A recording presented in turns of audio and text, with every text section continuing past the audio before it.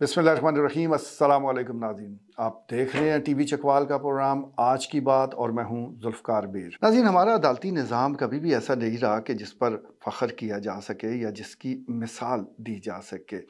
क़याम पाकिस्तान के बाद से ही मामलात जो हमारे सामने हैं, जो तारीख़ बताती है, उसमें कहीं न कहीं जो भी फ़ैसले हुए उसमें कंप्रोमाइज़ किया गया, उसमें कहीं न कहीं इंसाफ़ का कत्ल ज़रूर मौजूद है। और अब इसकी सबसे बड़ी मिसाल तो सुप्रीम कोर्ट ऑफ पाकिस्तान का वो फ़ैसला है जो कि साबिक़ वज़ीर आज़म ज़ुल्फ़िकार अली भुट्टो की फांसी के हवाले से अभी हाल ही में मंज़र आम पर आया है। इस फ़ैसले ने बता दिया है कि माज़ी में जितने कई कई ऐसे फ़ैसले हुए हैं जिस पर रिव्यू बनता है और जो कि इंसाफ़ का कत्ल थे। बड़ी अच्छी बात है, कम से कम अदलिया ने ख़ुद इस बात को तस्लीम तो किया कि वो फ़ैसले गलत थे। लेकिन तारीख़ को दुरुस्त करते करते हाल को भूल जाना ये भी गलत बात है। अगर आप हाल में मामलात को सीधा नहीं करेंगे तो फिर कोई और आगे आएगा, वो इस तारीख़ को सीधा करने के चक्करों में वो उसका उसका उस वक्त उसका बहुत सा वक्त ज़ाया होगा। तो बेहतर यही है कि जहाँ हम तारीख़ को सीधा कर रहे हैं वहाँ मामलात को ठीक करने की कोशिश कर रहे हैं, तो बेहतर यही है कि हाल को भी मद्देनज़र रखा जाए। हाल की बात मैं इसलिए कर रहा हूँ कि कभी भी आपका अगर जाना हुआ है मातहत अदलिया में, डिस्ट्रिक्ट कोर्ट्स में, अगर आपका कोई खुदा न खास्ता केस मौजूद है तो आप पर यह चीज़ वाज़ह हो जाएगी कि इंसाफ़ का हसूल जो है वो मुश्किल ही नहीं, तकरीबन नामुमकिन हो चुका है। एक तो मुकदमात का जो बोझ है वो बहुत ज़्यादा है, इसमें कोई दो राय नहीं है। जजेस की तादाद इतनी नहीं है जितने मुकदमात हैं। यही वजह है कि आप सुबह-सुबह जाएँगे तो एक मुकदमात की लिस्ट आपको नज़र आएगी, या अदालत के बाहर लगी होगी या कहीं करीबी कोई दरख्त होगा उसके साथ वो लटक रही होगी। उसका मुआयना करें तो एक दिन के लिए जो मुकदमात फ़िक्स किए जाते हैं उनकी तादाद 150-200 तक वो मौजूद होती है। अब आप ख़ुद अंदाज़ा लगा लें कि चंद घंटों में ये 150 मुकदमात सुनना किस जज के बस की बात है। लेकिन फिर हैरत होती है कि जिन लोगों ने उस दिन के लिए इतने मुकदमात फ़िक्स कर दी हैं, लेकिन वो भी बखूबी जानते हैं कि कौन सा इन मुकदमात पर बहस होनी है, कौन सा दलीलें सुननी है। बस जो बुलाने वाला है उसने नाम पुकारना है और मुद्दई, मुल्ज़मान या जो भी फ़रीक़ैन है वो अदालत में जाएंगे और नई तारीख़ लेकर बाहर आ जाएंगे। अब इसमें तो इतना टाइम नहीं लगता। यही वजह है कि लोग भी मुतमईन रहते हैं और अमला भी जो है उसको भी कोई ज़्यादा काम करने की ज़रूरत पेश नहीं आती। लेकिन जो मुकदमात है, जो इंसाफ़ है, वो इसी तरह लटकता रहता है। खैर, मातहत अदलिया के हवाले से तो हम कुछ आदी हो चुके हैं। हर एक को पता है कि अगर अदालत में मुकदमा चला गया है तो फिर किस्मत के साथ ही इंसाफ़ मिलेगा। और जब आप किसी चीज़ से मायूस होते हैं तो उसका सबसे अच्छा और प्लस पॉइंट ये होता है कि आपके अंदर इत्मीनान भी आ जाता है, आप पुरसुकून हो जाते हैं, आपको पता होता है कि अब होने वाला कुछ नहीं है।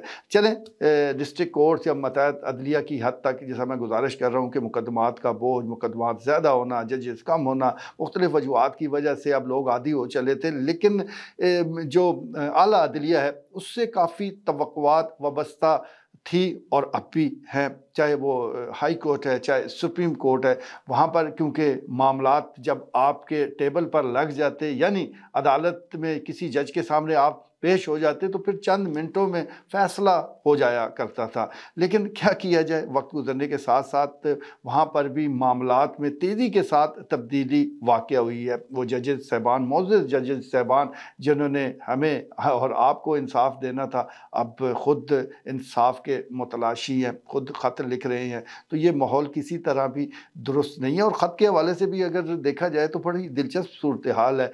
होना तो ये चाहिए था कि जिन अफराद का जो वाक़यात मोअज़्ज़ज़ जजेस साहबान ने अपने ख़त में लिखे हैं, जिस तरफ निशानदेही की है, उस तरफ तहकीकात का रुख होता, उल्टा एक और मशकूक पाउडर वाले वो ख़त मैदान में आ गए। और वो भी बड़ा अजीब ही वाक़या है। वो भी ख़त जो है वो मंज़र आम पर आए, उसकी ख़बरें आई। तो अब सूरत हाल ये है कि जो जजेस साहबान ने निशानदेही की थी मशकूक अफराद की, उनको छोड़कर ख़त लिखने वाले मशकूक अफराद जो है उनको टारगेट कर लिया गया है। यानी असल मामला अब कहीं पीछे रह गया है और जो उससे जुड़ा दूसरा मामला है वो अब उसको فوکس کر لیا گیا ہے، اس پر زیادہ بات ہو رہی ہے۔ بہرحال یہ صورتحال ہمارے سامنے موجود ہے، اور اس کی وجہ سے ہمیں بین الاقوامی جو برادری ہے وہاں پر بھی شرمندگی کا سامنا کرنا پڑتا ہے جب بھی ایک ریٹنگ کی بات آتی ہے، اور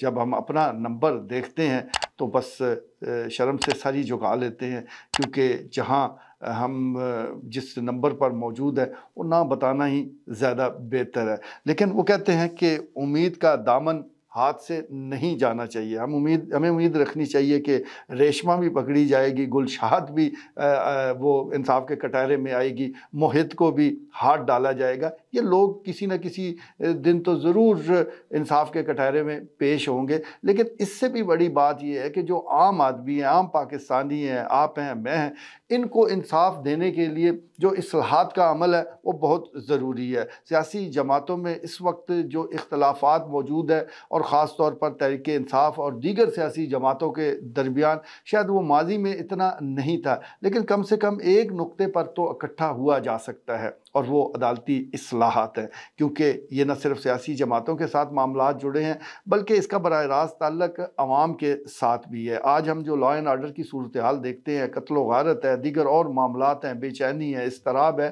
تو اس کی بنیادی وجہ یہ بھی ہے کہ انصاف جلدی نہیں ملتا، پھر لوگ اپنے تئیں فیصلے کرنا شروع کر دیتے ہیں، تو اس کو اگر روکنا ہے تو انصاف جلدی دینا ہوگا۔ اس لیے جو سیاسی جماعتیں ہیں ان کا جو حال ماضی قریب میں ہوا ہے اس کی بھی ایک بڑی وجہ یہی ہے۔ تو کیا ہی اچھا ہو کہ عوام اور سیاسی جماعتیں اپنے مفادات کو سامنے رکھتے ہوئے عدالتی اصلاحات وہ کریں، وہ عمل میں لائیں، تاکہ کم سے کم جو انصاف کا یہ ایک قتل عام ہے اس کو روکا جا سکے، جو تاخیر ہے اس کو روکا جا سکے، چاہے اس میں ججز کی تعداد بڑھانے کی بات ہے، چاہے اور معاملات ہے، دباؤ ہے، دیگر جتنی بھی چیزیں ہیں اس کو ایڈریس کیا جائے، اور اصلاحات کے ذریعے عدالتی سسٹم کو اتنا مضبوط کر دیا جائے کہ پھر اس کی طرف کوئی آنکھ اٹھا کر بھی نہ دیکھ سکے۔ یہ اصلاحات وقت کا تقاضا ہیں، یہ اپنے عوام کے لیے، سیاسی جماعتوں کے لیے بھی ضروری ہے، اور بین الاقوامی برادری میں اگر ہم نے سر اٹھا کر چلنا ہے تو یہ